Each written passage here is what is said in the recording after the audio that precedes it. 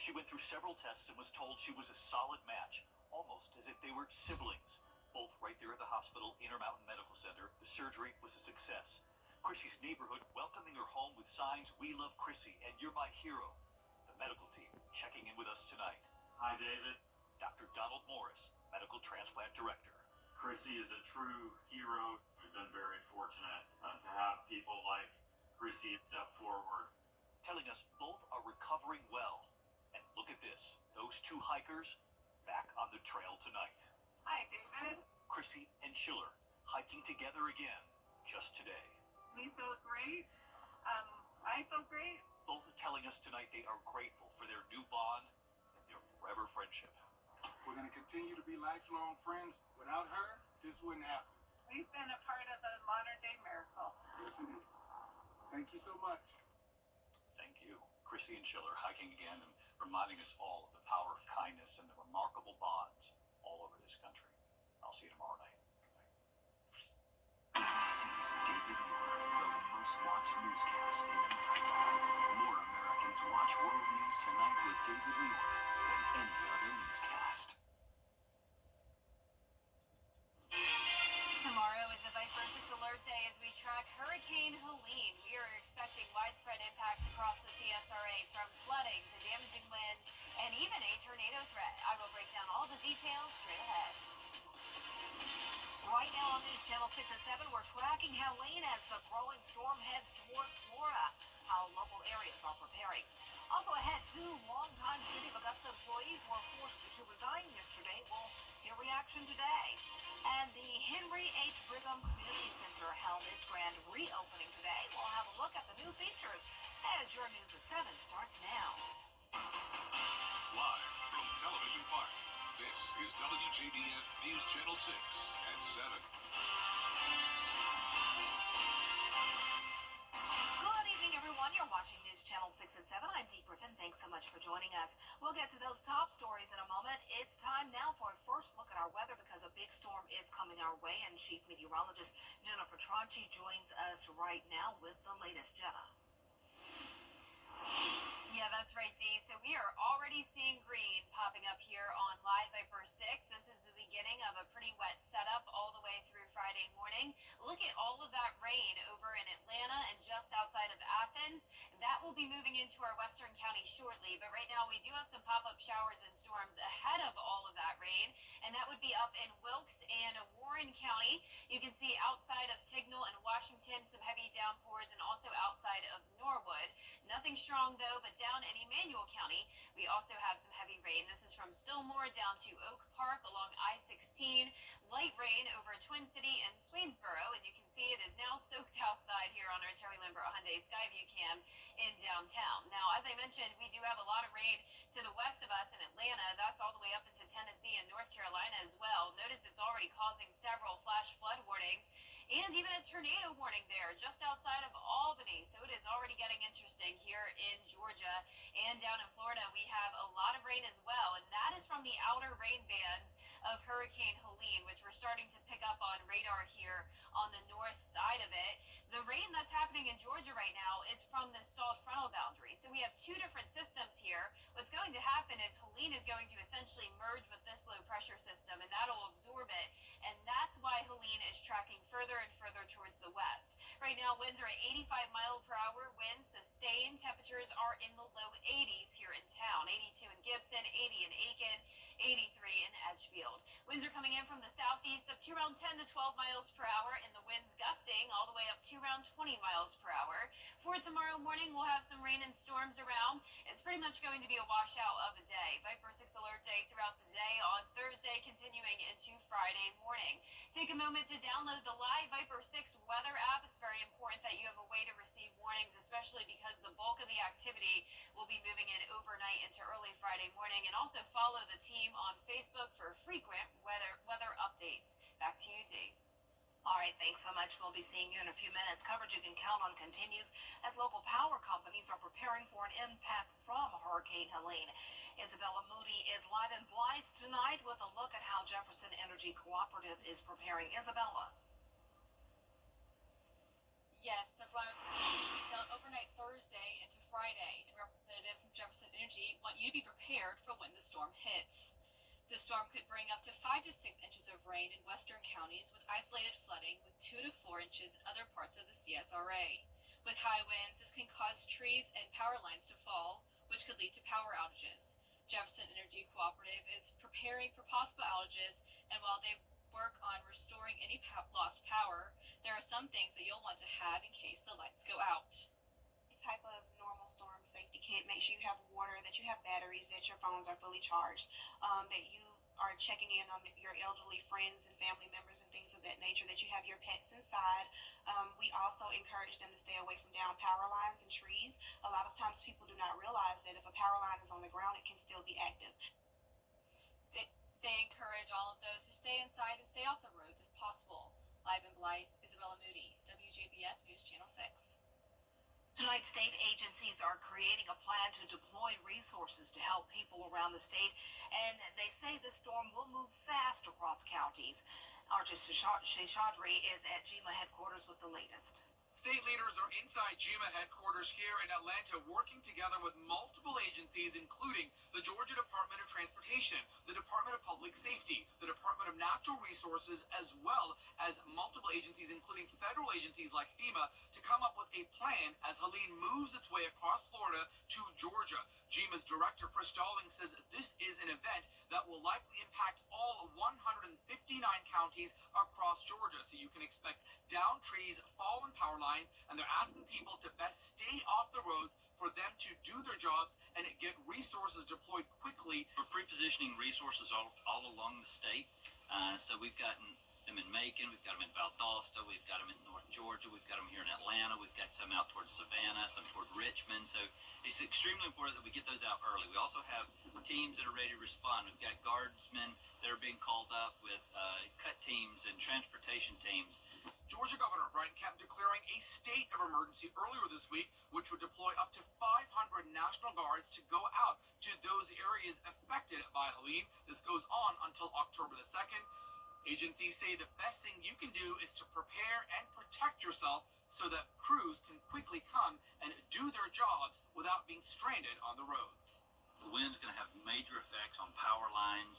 It's going to have a lot of effect on trees. So there's going to be a lot of downed trees, a lot of downed power lines, so we are encouraging to stay away from those. And the cost of this storm is going to be extremely high. I think it's probably going to, if it plays out to how it's being described, it could be one of our most costly storms that we've seen in recent years. GEMA says this is going to be a fast-moving storm with heavy winds, and it's going to likely affect most counties in the state. They're also predicting that this could be one of the most costliest storms, totaling more than $100 million. We'll continue to track and see what GEMA is up to and bring you the latest developments. But for now, reporting in Atlanta, Archie Sheshadri, Atlanta Bureau Chief. Columbia County school leaders giving an update on the 10-year building program at a board meeting last night. As school leaders gave an overview of progress so far this year. This includes opening the new Westmont Elementary School last month. School leaders say it's all part of the effort to improve county schools with the East Lost program that was put in place almost 30 years ago. An extension of the 1-cent sales tax will be on the ballot for voters in November. Some Augusta commissioners are blasting their colleagues over actions taken at Tuesday's meeting. 3 longtime city officials were forced out after the naming of a new permanent city administrator. Our George Escala has the story. For some Augusta commissioners, the changes in leadership and city government was anything but the proper decision. It was vindictive, it was payback, and it was political. The good old boy system wants what the good old boy system wants, and they got it yesterday. On close votes, commissioners approving the forced resignations of Interim Administrator Takia Dowse, Procurement Director Jerry Sams, and Finance Director Donna Williams. Dowse spending 2.5 years as Interim Administrator. To walk me out? Are you serious? Was surprised there was a deputy marshal on hand to escort her out. An administrator, a young lady that's given this city 2 years and 7 months of exemplary service, that have did 2 budgets over $1 billion. How can you justify having her to give her resignation? City leaders who supported the resignation saying it is about needed change for Augusta.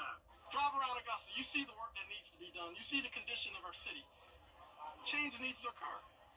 And I think leadership changes need to occur. But at a news conference, opponents say the move was orchestrated by the mayor because the three stood up to him for not following the city credit card policy. Tell me one thing that either one of those individuals have done to warrant them to have to resign from their position other than tell power no. So they can call it politics, they can call it whatever they want, but change will continue. We're going to make a better community. City leaders left bitterly divided, and for now, that's not going to change. In Augusta, George Escala, WJBF, News Channel 6. Well, here's some positive news for you. An important community center in South Augusta is reopened. The Henry Brigham Center now offers several programs for all ages, like mentoring programs, senior citizen activities, fitness classes, and community events. The center features a gymnasium with a second-level indoor walking track, a fitness and dance room, a computer lab, space for esports and gaming, meeting rooms, a steam room, a sauna, and a kitchen. I walked into the front office one day and it looked like a cave, and I'm like, this is not something that is conducive to what is good for the neighborhood. So we started with showing pictures at the commission meeting and talking with the other commissioners. I had to take my hat off to them, and eventually some people saw that it was something that was really needed. This is a shot in the arm for our community here, and we're hoping that there's something that brings a smile to the community. People will be able to enjoy the activities and resources the center provides Monday through Saturday during select hours. Now, to find out more, just go to our website, WJBF.com. Coming up, former President Donald Trump and Vice President Kamala. And tomorrow is the Viper 6 Alert Day. It goes through Friday morning as we track impacts from Helene. It will be rainy, it will definitely be windy, and we even have the threat of some storms and spin-up tornadoes. I'll have your full forecast when we return. I was in a motorcycle accident and I broke my leg. They wouldn't even do surgery on me for 2 months until the swelling went down. I still have to pay bills. That's what I was worried about. So I just got on the phone and I called Austin Jackson. They were very good, professional. The settlement that I received was life-changing. All my bills are paid and I'm doing well. Get Austin Jackson, the Augusta guy. Storm season is upon us, and if your home feels the wrath of Mother Nature, Crosby Roofing, Gutters, Siding, and Windows has your home covered. Rain, wind, or hail can damage your home, and you can trust Crosby Roofing to work with your insurance company to repair your home's exterior. After a storm comes through, timing is very important. So call or visit our website now for a free estimate. Crosby Roofing and Gutters. Quality you can look up to. Black excellence. Its importance goes beyond just a single month each year. That's why News Channel 6 proudly presents Celebrating Black Excellence 365. Each month will highlight an individual or organization who inspires their community and improves the lives of people around them. If you know a deserving recipient, visit WJBF.com and fill out the nomination form. Celebrating Black Excellence 365. Only on News Channel 6. Only one. Now, your most accurate forecast with WJBF Live Viper 6. Welcome back. It's just the beginning of a lot of rain headed our way, at least for some of our counties. Most of us still nice and dry, but notice up in Wilkes, Tolliver, places like Warren County, we're seeing some rain. Most of it over Wilkes now. One lightning strike just to the north of our viewing area. Some heavy rain here and there. Down in Emmanuel County, we also have a brief heavy downpour outside of Stillmore, and some of that light rain stretches into Jenkins and Screven County as well. In Augusta and Richmond County, it's nice and dry. It's breezy though and cloudy. You're taking a look at our Terry Lambert Hyundai Skyview cam. We are sitting at 80 degrees. Southeast wind coming in at 8 miles per hour. Gusts up to around 20. Right now, seeing upper 70s down in Jenkins County over towards Barnwell. The rest of us in the low 80s. As for satellite and radar, we have multiple things going on here. So we have this stalled frontal boundary bringing a widespread area of rain from southern Alabama up towards really even into Virginia. Then down in Florida, we have scattered showers and storms from those outer rain bands of Hurricane Helene. This is the 5 o'clock update. We will have another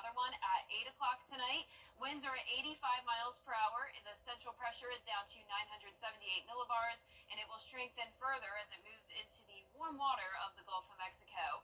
As early as around 2 a.m. tonight, we could have a Category 2 hurricane, and it is expected to reach Category 4 strength before making landfall south of Tallahassee in the Florida Panhandle. The track continues to shift further and further towards the west. What's going to happen here is that stalled frontal boundary with low pressure to our west will sort of absorb Helene, and that's why it's drifting out to the west, and then it just all becomes one big system.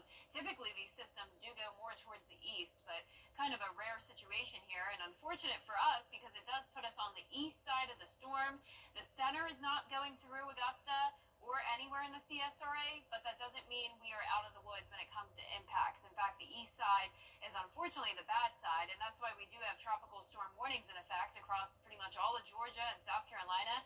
And down here in this darker red shade, that's actually a hurricane warning from Macon down to around Valdosta and into Florida as well. Here's the latest Futurecast update. You can see tonight we do have that rain moving into our western counties. It continues overnight, and pretty much all of Thursday is a washout. The impacts really won't be bad until late Thursday night around 7 o'clock, and it's pretty much just a 12-hour thing here. So by 7 a.m. on Friday morning, we are completely done with it. The skies will actually be clearing out by around 7 o'clock Friday evening. It will just still be a bit breezy. Here's a closer look at home now. Tomorrow at 4 a.m. when you're headed out the door or first waking up, there will be heavy rain in our western counties. Most of us just dealing with light showers, but we'll continue to see some scattered on and off heavy downpours throughout the day, and it really starts to pick up in coverage here once again around 7 to 10 o'clock at night. This is some very heavy torrential rain coming down on top of the gusty winds. I'd say from around midnight to 4 a.m. on Friday is the time where we really have to watch for the potential of a spin-up tornado. It's these outer rain bands here that show the characteristics we usually look for those spin-up tornadoes. So that threat is mostly going to be in our South Carolina counties. This is really just a heavy rain with gusty winds, but still, pretty much no matter where you are in the CSRA, there is impacts in some shape or form. But once again, by around 7 a.m. Friday morning, we are done with it. The wind gusts starting out around 25 miles per hour tomorrow morning, increasing to around 45 miles per hour in the evening. The worst winds will once again be in that time frame from midnight to 4 a.m.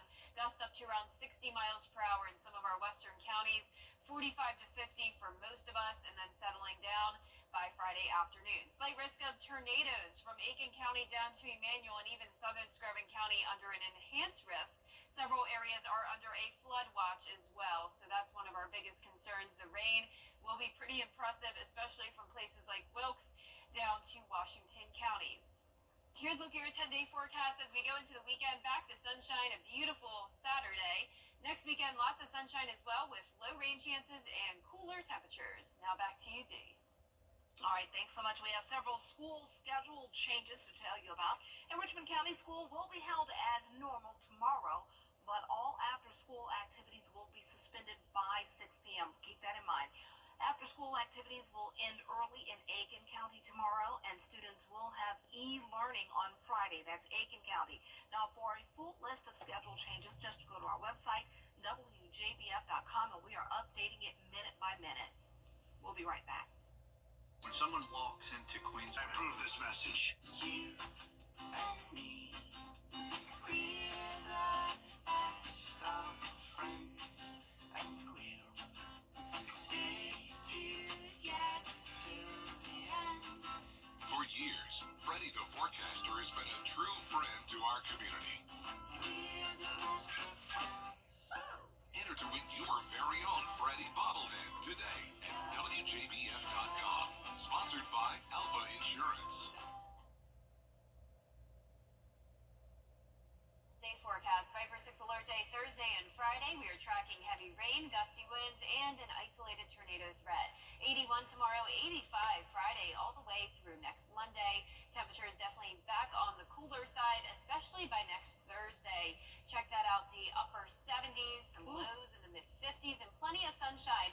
So next Thursday and Friday is completely opposite than this Thursday and Friday. I know off camera we've been talking about it, and I've been really concerned about the wind on Friday. Yes, it is going to be very strong, to say the least. Okay, so be careful. We're preparing here, so we will have you covered as well with your coverage. We're always with you at WJBF.com. Entertainment Tonight is next.